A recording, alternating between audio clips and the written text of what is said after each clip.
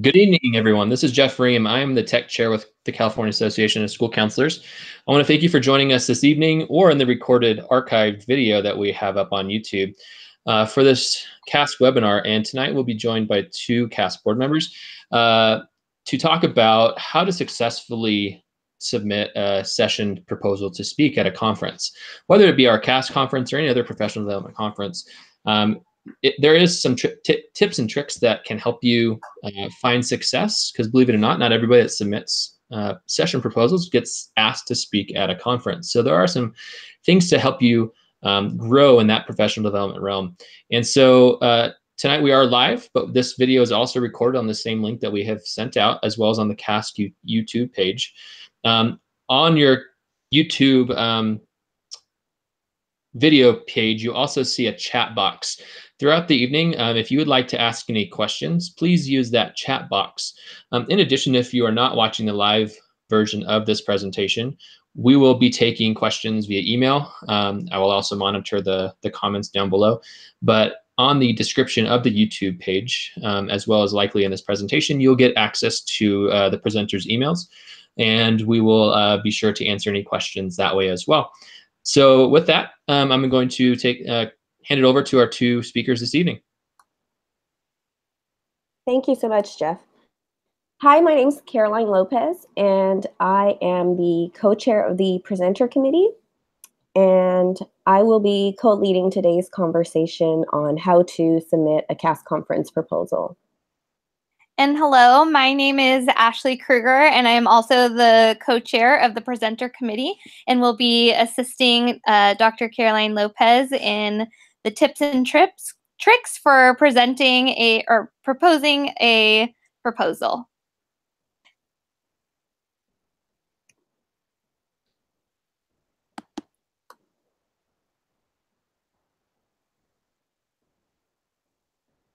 So we'll go ahead and start with the objectives. Today we're going to cover the selection criteria for proposal submissions. We'll go ahead and tell you what we're looking for in the submission proposals.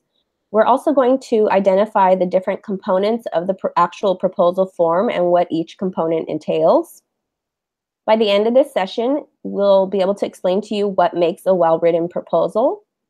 And lastly, we're going to describe how to create measurable objectives using Bloom's taxonomy. And so this is an important piece of the proposal presentation, because it essentially tells you or tells us, the committee, what the learners are going to get out of the presentation.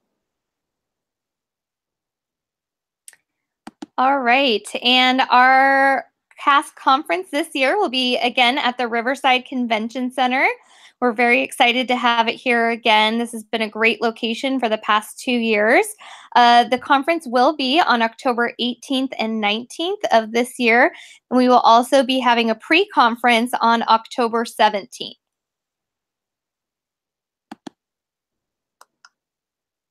So the proposal submissions are currently open. So if you are interested in submitting a proposal, the form is now open for all submissions. The closing date, the last day to submit a proposal, is Friday, May 31st at 11:59 p.m. Pacific Standard Time. You'll see on the slide that there is a hyperlink, or a link, I should say, to the proposal form. You can also find the link to the proposal form on the CASC website, as well as the CASC Counselor Connection newsletter. So again, keep in mind that the last day to submit your proposal is Friday, May 31st.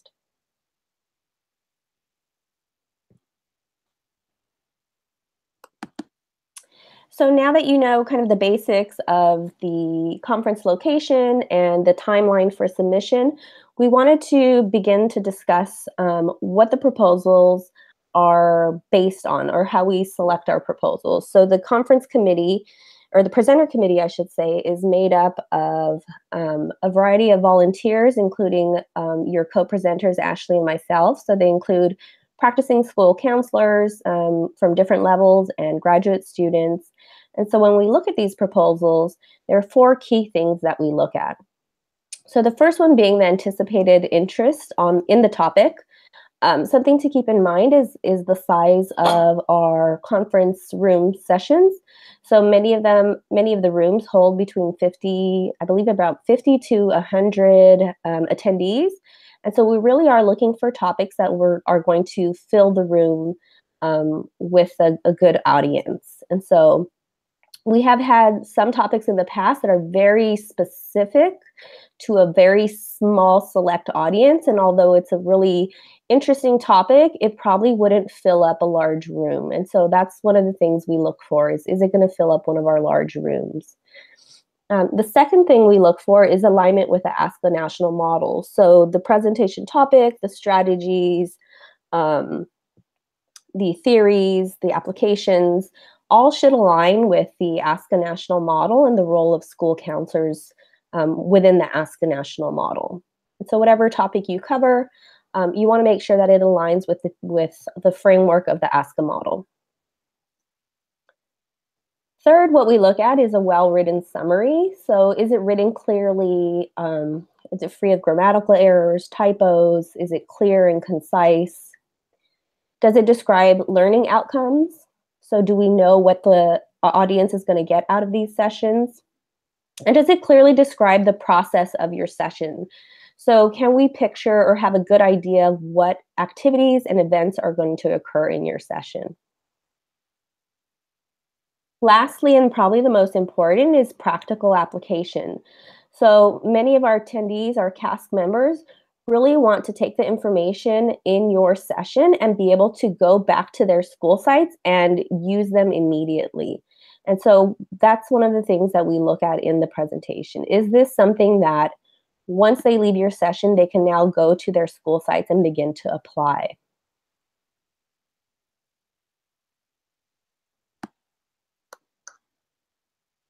And so now that we kind of talked about or what the conference committee looks at, the next step is just really talking about the components of the application itself.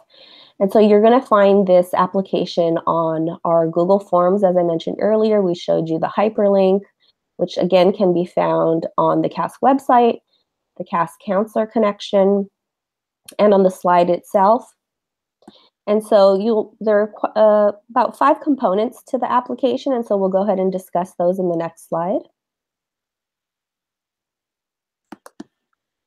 So part 1 really is your basic information.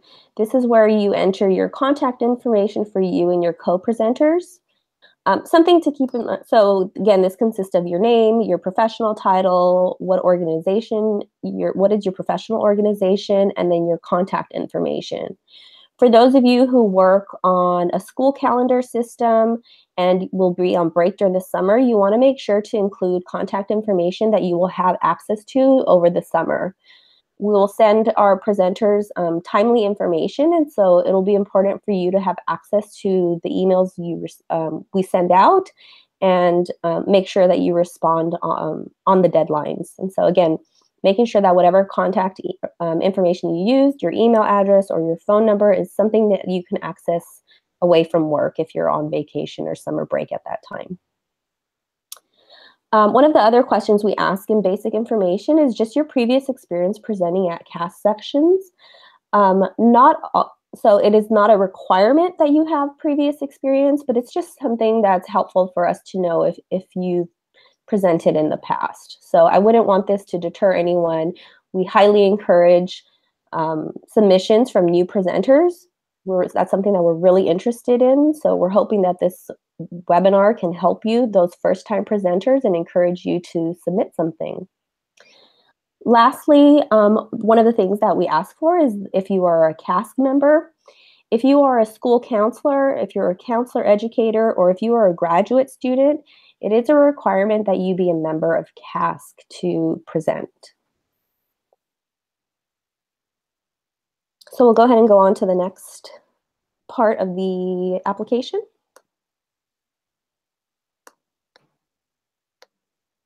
And so part 2 really focuses on the session information, and this helps us understand or get a better idea of the broad overview of your topic.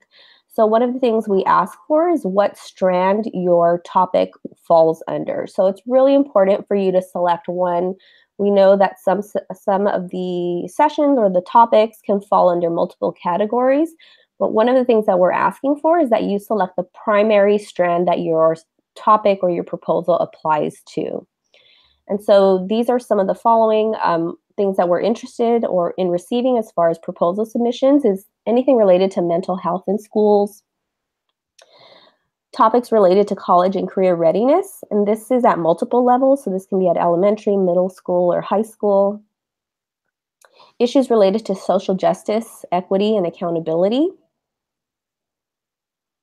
The digital landscape. Safe and supportive schools. Evidence-based school counseling.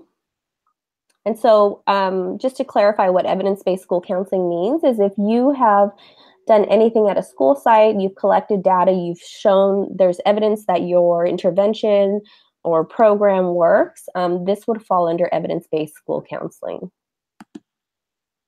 The next one is school counselor preparation. Typically what falls under this category is anything related to graduate students or first-year school counselors that would help them transition into their role as school counselors. This can be anything related to interview prep, managing your first year, getting organized, but anything that would help someone prepare to become a school counselor. Our last strand is related to school counselor education and research. This strand is focused on school counselor education faculty, so mainly those professors who are interested in research. If you have research related to school counseling or school counselor training, it would fall under this category. Again, less focus on practitioners and more focus on empirical research in the field.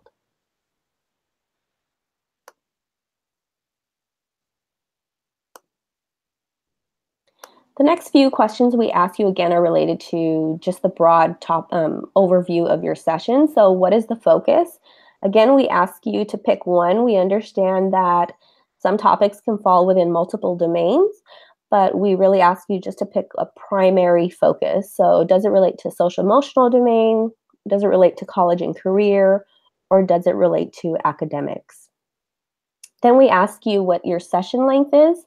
So we have two options. You can choose a 70-minute session, or you can choose a 140-minute session.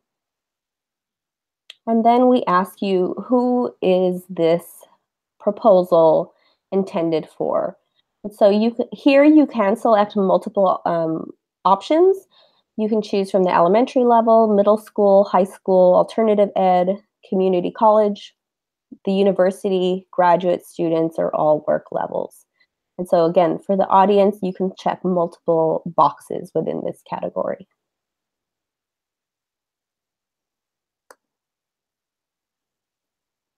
Part 4 is our program information. This is what will be included in the conference program book. It is what attendees will read in the conference program or on our conference app. So it's important to include the most important information about your presentation. It should clearly describe to the attendees what your session is about and what they will take away from it.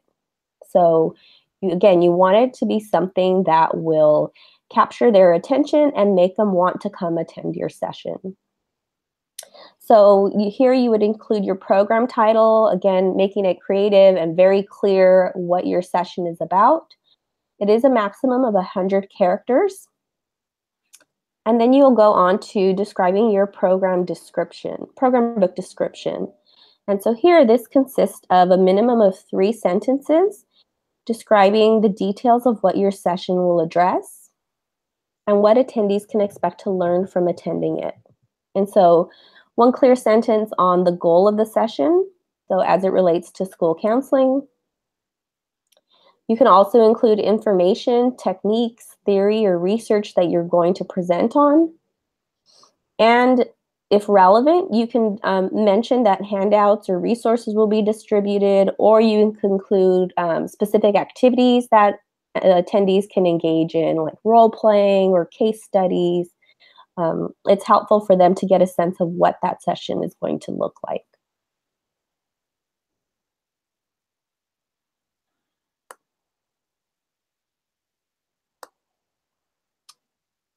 So moving on to part 5 of the program summary is the program summary, I should say.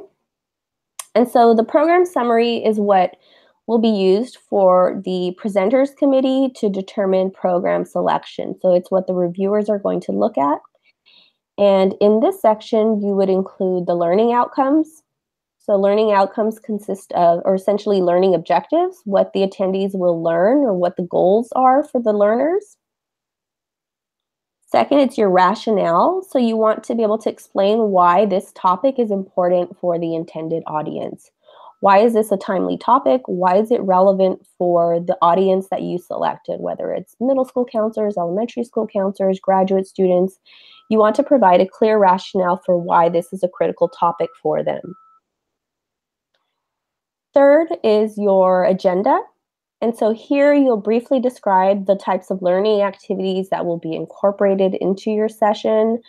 Will it involve a lecture, role-playing, case studies, discussions? It will help give the reviewers a clear sense of what your timeline is for your session and what activities will be covered in your session. Lastly is audience engagement. So what strategies are you going to use to engage the audience? As you can imagine, just like our K-12 students, it can be difficult to sit through 70 minutes of a pure lecture. And so we really do prefer sessions that are highly engaging, that require our attendees to become active participants, using lots of activities, and so that they're really absorbing the information, but also really engaged with the topic and with the presenters.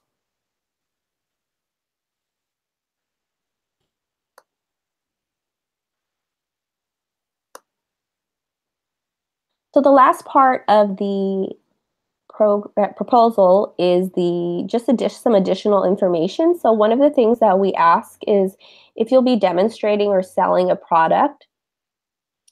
So if you're interested in demonstrating a product or selling a product, really that would best fit with our exhibitor booths. And so again, this is why we ask that, because it might be helpful to have your demonstration in the exhibit section where you'd have more time to demonstrate your product or what it is you're trying to sell. If you'd like additional information on our exhibit booth, you can email myself or Ashley, and we can give you that contact information to become an exhibitor.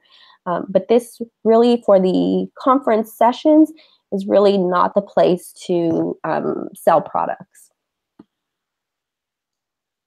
We'll also ask you your preferred presentation date. So of the 2 dates, if there is one that works best for you, or if you don't have a preference, you can go ahead and let us know on the application, and we work hard to try and accommodate our presenters if they need a particular date. And then our last question is related to co-presenters. So if you have any additional people presenting with you, this is where you would include their name and all of their contact information as well. And so those really are the basics of the proposal form. And again, as I mentioned earlier, one of the key pieces that we look at is the learning outcomes for the sessions. And so Ashley is going to go ahead and discuss how to write some learning objectives or learning outcomes. Perfect. Thank you, Caroline.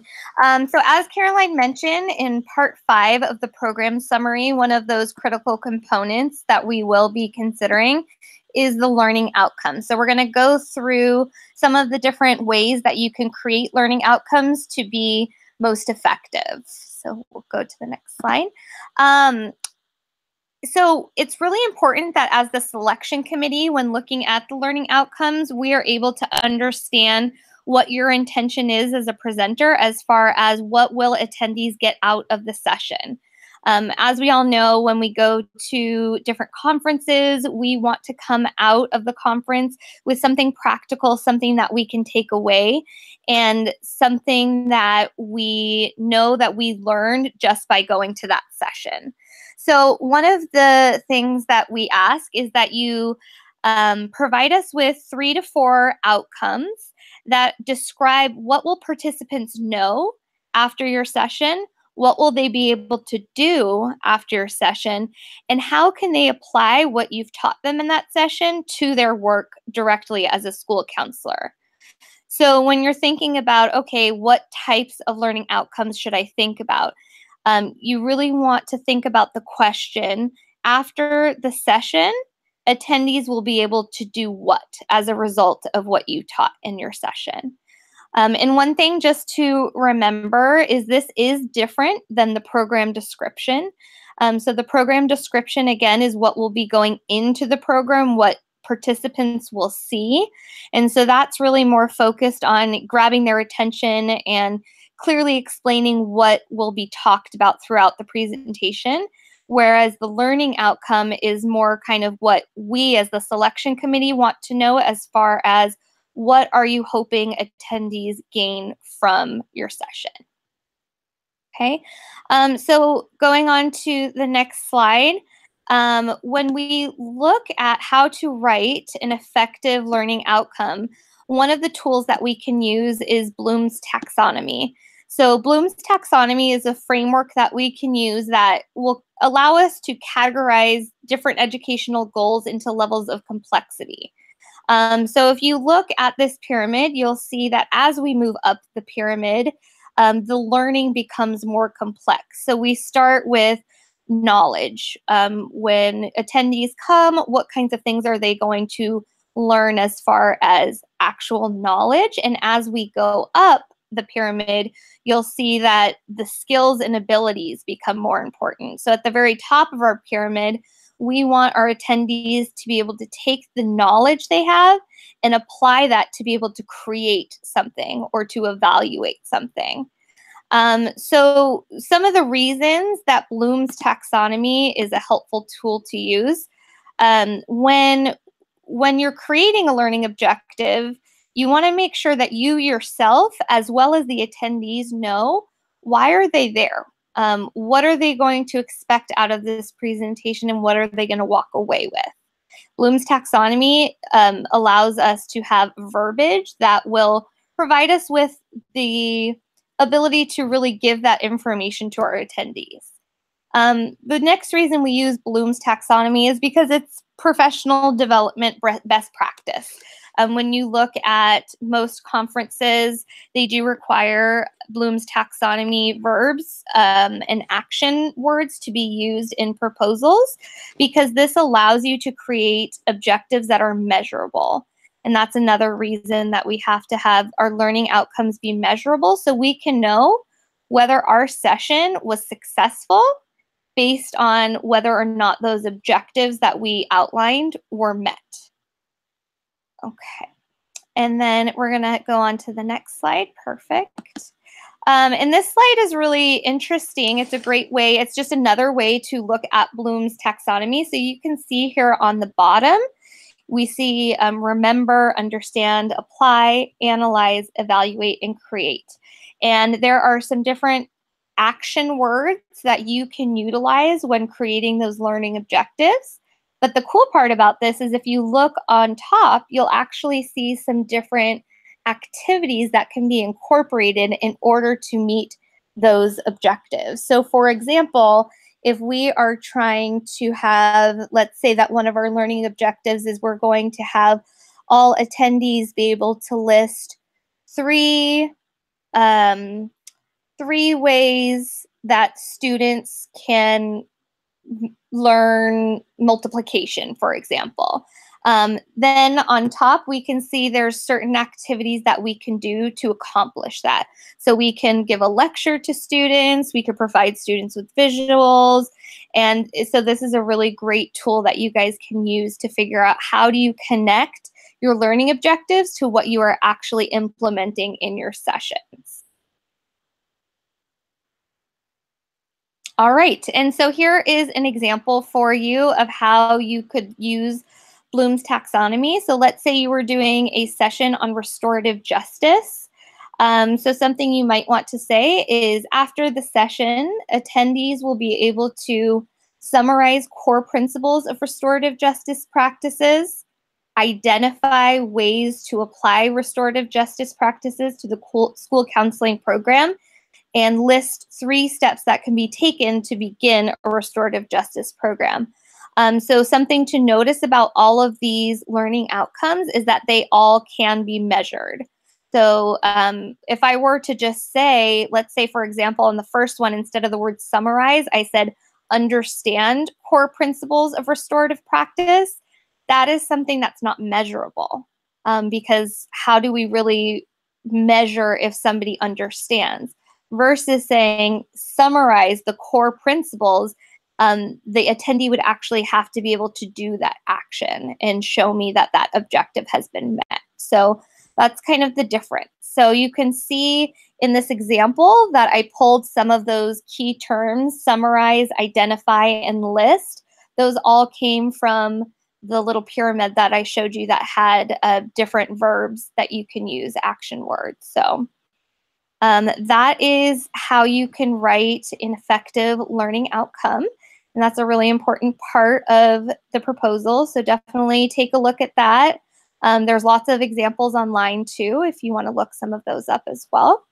But overall, hopefully this webinar was helpful for you. Dr. Caroline.Lopez and myself are also available anytime by email with any questions. And I'm going to turn it over to Jeff to see if there were any questions that people had input into the chat box. Hey guys, yeah, so if you have any last minute questions, pop on over to the YouTube page and you can type them right into the chat box. While we wait for that, I will just add, if you guys don't mind, just a few thoughts that I have too. While I'm not on the review committee, I'm not sitting on and reading these things. I am reading them all because I'm often adding them to our app and working with the descriptions and content. I've also submitted quite a few speaking presentations myself, both to different state level organizations as well as the ASCA conference. And there's a few things that I've picked up along the way. In addition, the first one is pretty basic, and it's following directions. The applications are pretty straightforward usually, and will tell you exactly what they want.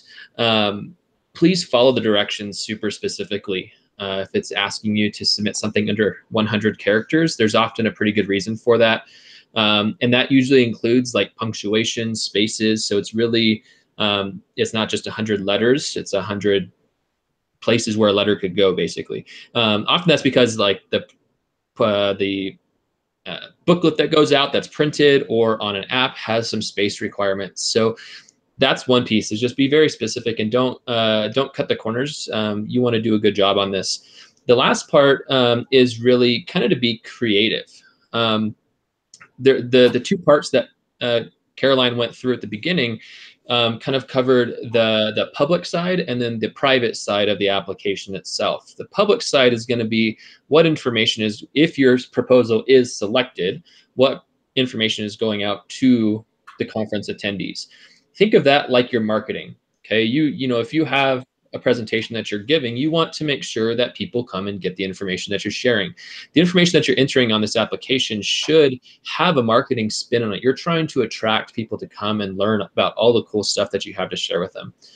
So you do want to use those action verbs. You also want to use colorful language, good descriptions, not colorful language as in curse words, but colorful language as in like attractive. You know, why would someone be excited about going to your presentation?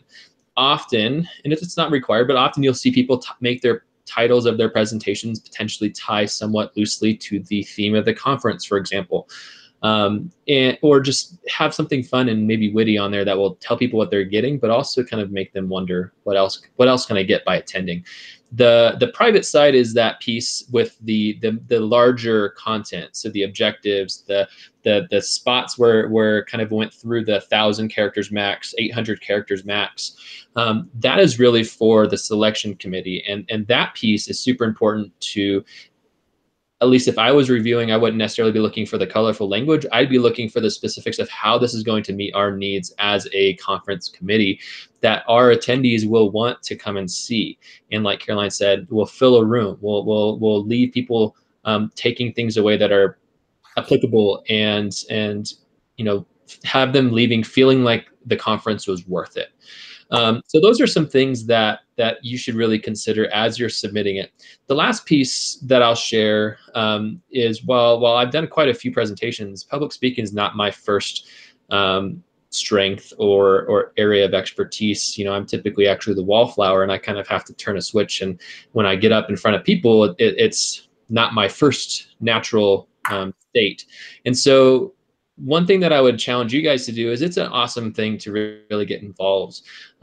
You don't have to be, Steve Jobs to get up and give a presentation. It might stretch you a little bit, break you out of your comfort zone, but it really does make a huge difference in terms of your own professional development, as well as your networking opportunities. I've learned more by creating and giving presentations often than actually going and attending conference presentations. So if you're on the fence of whether or not you want to submit a presentation, I say step out there and go for it. It might take you a few submissions before you actually make it through, and that's okay. Don't give up. But it is important to keep trying, and just if you don't make it through the first cut, think about, relook at, just like an interview for a job, rethink about what you've submitted. Are you meeting the needs of that team that's trying to put together the best conference they can? Are you aligning with the goals? Are you kind of following all the directions that you're being asked to? And if you are, then just, sometimes it's just not the right year. There might be other proposals that kind of are a better fit at that time. You might want to rethink a few things on your proposal and maybe submit it the following year. But please do keep trying. It's super important to get practicing school counselors, counselor educators, and even graduate students a part of professional conferences and being involved in sharing all the stuff that we have, because everyone out there has some great information. So those are my 3 thoughts that I want to just also add. But let me just pop over and see if there's any questions. If there is, great. If not, feel free to leave a comment or contact any of us, and I will add their email addresses as well as mine to the description down below this YouTube video. Once again, please share with anybody that you feel like might benefit from this video. And it will be accessible immediately after the conclusion of this presentation on the same link that you are now watching the YouTube live presentation. So I want to appreciate everyone that's joined us this evening, and then everyone that's going to watch in the future. Caroline and Ashley, do you guys have anything that you'd like to add? No, we just really look forward to seeing some wonderful proposals. And, I think just thank you, Jeff, for sharing your thoughts as someone who has done a lot of presentations. And I just want you guys to believe in yourselves, believe in what you do, and know that that's information that other school counselors could benefit from and help their students to become more successful. So please share all of that knowledge and all of those skills that you guys have with other school counselors as well. I would just add, as part of the presenter committee, one of the things that we really do want to see is these first time presenters or proposals. There are so many school counselors out there doing amazing work, and sometimes we're a little shy and afraid to kind of stand up and talk about what we do, but that's really how we disseminate information to the profession and really just share good work that's out there in the field. And so if you have good stuff going on at your school site, put it into a proposal and submit it. We really want to see more of our first-time presenters join us for CASC 2018. Well, thank you all for joining us. Please do join us in Riverside on October 17th, 18th, and 19th of 2018. Registration for the conference is open, as is the submission for conference proposals, as it's due May 31st by 11:59 p.m. Pacific Standard Time. Stay tuned for additional webinars that we maybe have coming up. We hope you enjoyed joining us here on YouTube, and thanks for being CASC members. Good night. Thank you.